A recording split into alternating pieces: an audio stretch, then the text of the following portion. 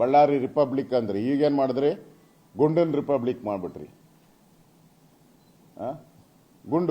ಗುಂಡುಗಳ republic. ಈಗ ಅವು Ballari republic ಅಂತ ಹೇಳಿದ್ರಿ.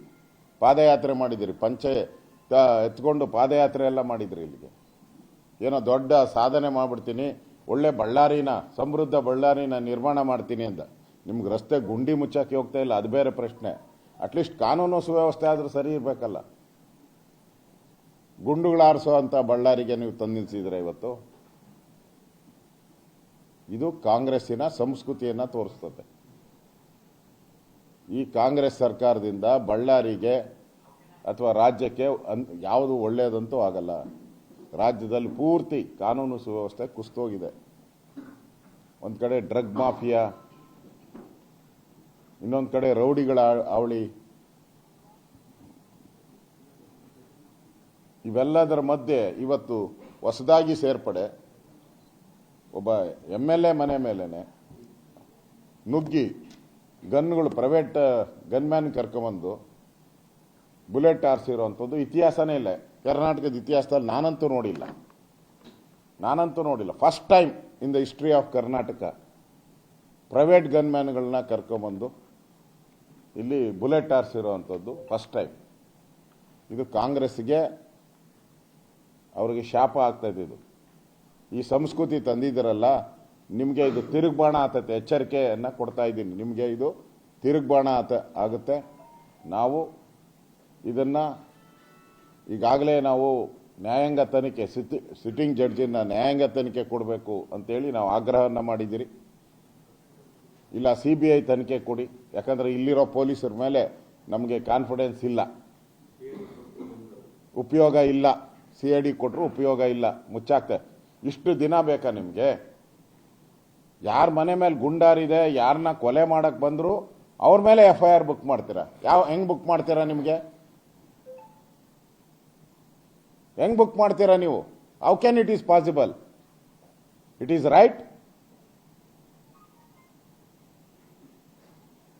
ಕೊಲೆ ಮಾಡಿದವ್ರನ್ನ ಬಿಟ್ಬಿಟ್ಟು, ಇದುವರೆಗೂ ಕೊಲೆ ಮಾಡೋ ಪ್ರಯತ್ನ ಮಾಡಿದವ್ರನ್ನ ಬಿಟ್ಬಿಟ್ಟು, ಯಾರು ಪ್ರಾಣ ಕಳ್ಕೊಳ್ಳೋ ಅಂತ ಸ್ಥಿತಿ ಬಂದಿತ್ತು ಅವ್ರ ಮೇಲೆ FIR ಮಾಡ್ತೀರಾ? ಇದು ಈ ರಾಜ್ಯದ ಕಾನೂನಾ? ಇದು ಶೇಮ್ ಟು ಕಾಂಗ್ರೆಸ್ ಪಾರ್ಟಿ. ಈ ತರ ನಡವಳಿಕೆಯಿಂದ ರಾಜ್ಯದ ಜನ ಈಗಾಗಲೇ ನಿಮ್ಮನ್ನ ತಿರಸ್ಕಾರ ಮಾಡಿದ್ದಾರೆ.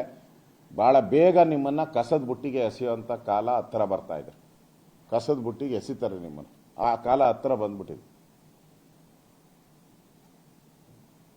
ಇದು ಕರ್ನಾಟಕದ ಇವತ್ತಿನ ಪರಿಸ್ಥಿತಿ ಯಾವ ರೀತಿ ಇದೆ, ಕಾನೂನು ಸುವ್ಯವಸ್ಥೆ ಅನ್ನೋದ ಕೈಗನ್ನಡಿ ಇದರಿಂದ. ಅದರಿಂದ ನಾನು ನಮ್ಮ ಛಲವಾದಿ ನಾರಾಯಣ ಸ್ವಾಮಿ ಅವರು ನಾವೆಲ್ಲ ಕೂಡ ಬಂದಿರೋ ಅಂಥದ್ದು, ಇದು ನ್ಯಾಯಾಂಗ ತನಿಖೆ ಆಗಬೇಕು, ಸಿಟ್ಟಿಂಗ್ ಜಡ್ಜಿಂದ ಆಗಬೇಕು. ಇಲ್ಲ ಆಗಿಲ್ಲ ಅಂದರೆ CBIಗಾದರೂ ಕೊಡಿ, CBI ಕೊಡಿ. ಈ ಕಾಂಗ್ರೆಸ್ ಅವ್ರು ಬಂದಿದ್ದಾರೆ, ಸತ್ಯ ಶೋಧನೆ. ಏನು ಶೋಧನೆ ಏನು ಮಾಡ್ತೀರಾ? ಅಲ್ಲಪ್ಪ, ಸತ್ಯ ಶೋಧನೆ ಎಲ್ಲ ವಿಡಿಯೋದಲ್ಲಿ ಎಲ್ಲ ಅವಾಗ ಎಲ್ಲ ಚಾನಲಲ್ಲೂ ತೋರಿಸ್ಬಿಟ್ಟಿದ್ದೀರ. ಹತ್ತಲ್ಲ, 100 ಬಾರಿ ತೋರಿಸಿದ್ದೀರ. ಎಲ್ಲ ಪತ್ರಿಕೆಯಲ್ಲಿ ಪ್ರಿಂಟ್ ಹಾಕ್ಬಿಟ್ಟಿದ್ದೀರ. ಪ್ರಪಂಚ ಎಲ್ಲ ನೋಡಿದೆ. ಅದೇನೋ ಹೇಳ್ತಾರಲ್ಲ, ಇದಕ್ಕೆ ಅಂಗೈ ಹುಣ್ಣಿಗೆ ಕನ್ನಡಿ ಬೇಕಾ? ಈಗ ಸತ್ಯ ಶೋಧನೆ ಮಾಡ್ತಾರಂತೆ. ಶೋಧನೆ ಮಾಡಕ್ಕೆ ಏನಾಯ್ತು? ಇಲ್ಲಿ ಬಿರಿ ಕಲ್ಲುಗಳು ಬಿದ್ದಾವ ಅಷ್ಟೇ. ಕಲ್ಲು, ಪೆಟ್ರೋಲ್, ಸಿಮೆಂಟ್, ಪೆಟ್ರೋಲು ಸುರ್ಕೊಂಡು ಬಂದಿದ್ರಲ್ಲ ಇದು ಬೀರ್ ಬಾಟ್ಲ್ಗಳಿಗೆ, ಅದು ಸಿಗ್ಬೋದು ಅಷ್ಟೇ. ಇನ್ನೇನು ಸತ್ಯನೂ ಸಿಗಲ್ಲ, ಶೋಧನೂ ಮಾಡೋಕ್ಕಾಗಲ್ಲ. ಅದರಲ್ಲಿ ಸುಳ್ಳು ಕೊಡಕ್ಕೆ ಬಂದಿದ್ದಾರೆ ಅವರು. BJP ಮೇಲೆ ಆಪಾದನೆ ಮಾಡೋಕ್ಕೆ, ಜನಾರ್ದನ್ ರೆಡ್ಡಿ ಮೇಲೆ ಆಪಾದನೆ ಮಾಡೋಕ್ಕೆ ಆ ಶೋಧನೆ, ಸತ್ಯ ಶೋಧನಾ ಸಮಿತಿ ಬರ್ದು ಮಾಡ್ಕೊಳ್ಳಿ. ಆ ರಿಪೋರ್ಟಲ್ಲಿ ಇದೇ ಬರೋದು, ಇನ್ನೇನು ಬರಲ್ಲ. ಸುಳ್ಳಲ್ಲ, ಅಪ್ಪಟ ಸುಳ್ಳು ಸತ್ಯ ಶೋಧನಾ ಸಮಿತಿ ಅದು. ಅದರಲ್ಲಿ ನೋಡಿ, ಅವ್ರ ಬ್ಯಾನರ್ ಹಾಕಕ್ಕೆ ಹೋಗಿರಲಿಲ್ಲ, ಜನಾರ್ದನ್ ರೆಡ್ಡಿನೇ ಕಾಲು ಕೆರ್ಕೊಂಡು ಬಂದ್ರು ಅಲ್ಲಿಗೆ. ಬರ್ದಿರ್ತಾರೆ ನೋಡಿ, ಬರ್ದ್ ಮಾಡ್ಕೊಳ್ಳಿ. ಇದನ್ನ ಅಡ್ವಾನ್ಸ್ ಅದು. ಅಂದ್ರೆ ಪೊಲೀಸವ್ರಿಗೊಂದು ಡೈರೆಕ್ಷನ್, ನೀವು ಹೆಂಗೆ ಕೆಲಸ ಮಾಡಬೇಕು ಅಂತ. ಇದು ಕಾಂಗ್ರೆಸ್ಸಿನ ಸತ್ಯ ಶೋಧನಾ ಸಮಿತಿ, ಅಪ್ಪಟ ಸುಳ್ಳು ಶೋಧನಾ ಸಮಿತಿ ಅದು. ಅದರಿಂದ ನಮಗೆ ಇದರ ಮೇಲೆ ನಂಬಿಕೆ ಇಲ್ಲ. ನಾವು ಇದನ್ನ ಸಿಟ್ಟಿಂಗ್ ಜಡ್ಜ್ ಮುಖಾಂತರ, ಯಾಕಂದ್ರೆ ರಾಜ್ಯದ ಜನ, ದೇಶದ ಜನ ನಂಬಿಕೆ ಇಡುವಂಥ ನ್ಯಾಯಾಂಗ ವ್ಯವಸ್ಥೆ ಬಗ್ಗೆ ನಮ್ಗೆ ನಂಬಿಕೆ ಇದೆ. ಆ ನಂಬಿಕೆ ಮೇಲೆ ಸಿಟ್ಟಿಂಗ್ ಜಡ್ಜ್ಗೆ ಕೊಡಿ, ಇಲ್ಲ CBI ತನಿಖೆಗೆ ಕೊಡಿ. ನಾಳೆ ನಮ್ಮದು ಹೋರಾಟ ಇದೆ. ಈ ವಿಚಾರನೂ ಹೋರಾಟದಲ್ಲಿ ನಾವು ತೆಗೆದುಕೊಳ್ತಾ ಇದ್ದೀರಿ. ಬೆಂಗಳೂರಲ್ಲಿ ಹೋರಾಟ ಮಾಡ್ತಾ ಇದ್ದೀರಿ.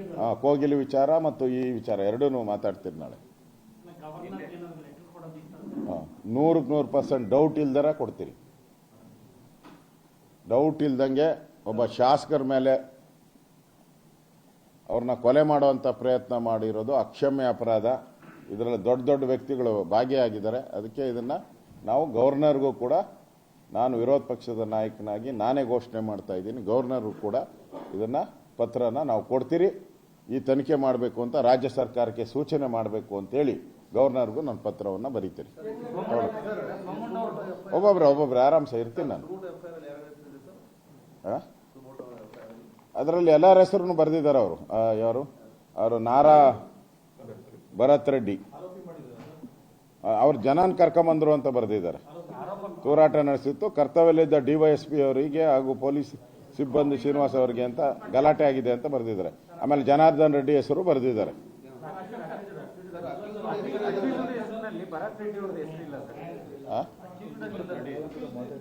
ನಾರಾ ಭರತ್ ರೆಡ್ಡಿ ಓದ್ಲಾ? ಆಗ ನಾವು ಅಲ್ಲಿಯವರೆಗೆ ಪೊಲೀಸರು ಹೇಳಿರೋದು, ಇಲ್ಲಿಂದ ಚೆದರಿ ಹೋಗುವಂತೆ ಎಚ್ಚರಿಕೆ ನೀಡಿದಾಗ್ಯೂ ಸಹ ಸಂಜೆ 7:30 ಗಂಟೆಗೆ ಸುಮಾರು ಸ್ಥಳಕ್ಕೆ ಜನಾರ್ದನ್ ರೆಡ್ಡಿ, ಸೋಮಶೇಖರ್ ರೆಡ್ಡಿ ಹಾಗೂ ಶ್ರೀರಾಮುಲು ಮತ್ತು ಅವರ ಬೆಂಬಲಿಗರು ಸ್ಥಳಕ್ಕೆ ಬಂದಿದ್ದು. ಅದೇ ಸಮಯಕ್ಕೆ ನಾರಾ ಭರತ್ ರೆಡ್ಡಿ ಬಳ್ಳಾರಿ ನಗರ ಶಾಸಕರು ಇವರು ಸುಮಾರು 1000ಕ್ಕೂ ಹೆಚ್ಚು ಬೆಂಬಲಿಗರಿಂದ SC ಸರ್ಕಲ್ ಕಡೆಯಿಂದ ಜನಾರ್ದನ್ ರೆಡ್ಡಿ ಮನೆ ಕಡೆಗೆ ಬಂದರು ಅಂತ, ಅವರ ಮನೆ ಹತ್ತಿರ ಬಂದಿದ್ದು ಅಂತ ಇದೆ.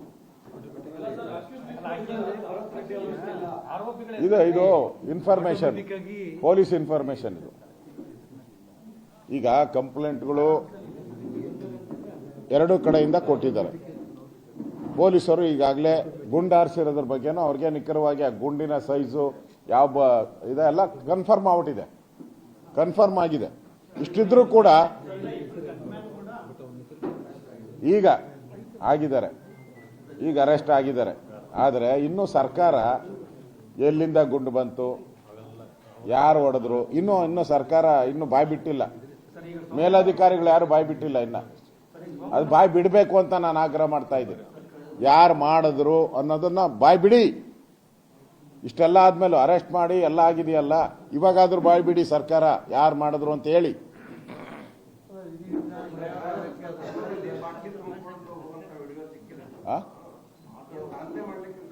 ಅದೇ ಆಟೋದಲ್ಲಿ ನೋಡಿದೆ ನಾನು. ಆಟೋದಲ್ಲಿ ಇದೆಲ್ಲ ಬಾಂಬ್ಗಳು ತರ ಏನೋ ಮಾಡ್ಕೊಂಡು ಬಂದಿದ್ರಂತೆ, ಪೆಟ್ರೋಲ್ ಬಾಂಬ್ಗಳೆಲ್ಲ. ಅದನ್ನ ಪೊಲೀಸರು ಓಡಿಸಿರೋದು, ಆಟೋ ಓಡ್ತಾ ಇರೋದು ಅದು ನೋಡಿದ್ದೀನಿ. ಅದು ಇದೆ ನಮ್ಮ ಹತ್ರ. ಅಂದ್ರೆ ಇದೊಂಥರ ಪೂರ್ವ ಯೋಜಿತ ಪಕ್ಕ. ಇಂಟೆಲಿಜೆನ್ಸಿ ಫೇಲ್ಯೂರ್ ಅಲ್ಲ ರೀ, ಈ ಇಂಟೆಲಿಜೆನ್ಸಿ ಅನ್ನೋ ಡಿಪಾರ್ಟ್ಮೆಂಟೇ ಇಲ್ಲ ಕರ್ನಾಟಕದಲ್ಲಿ. ಸತ್ತೋಗಿದೆ, ಸತ್ತೋಗ್ಬಿಟ್ಟಿದೆ.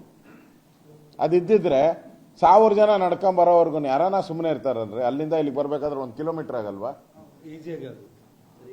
1 ಕಿಲೋಮೀಟರ್ ಬರ್ಬೇಕಾದ್ರೆ ಇಂಟೆಲಿಜೆನ್ಸ್ ಇದ್ರೆ ರಿಸರ್ವ್ ವ್ಯಾನ್ ಬರಕ್ಕೆ ಎಷ್ಟು ಇಲ್ಲೇ ಇರ್ತೈತಲ್ಲ. ರಿಸರ್ವ್ ಬಳ್ಳಾರಿಗೆ ಒಂದು 50-60 ರಿಸರ್ವ್ ವ್ಯಾನ್ಗಳು ಇರ್ತವೆ.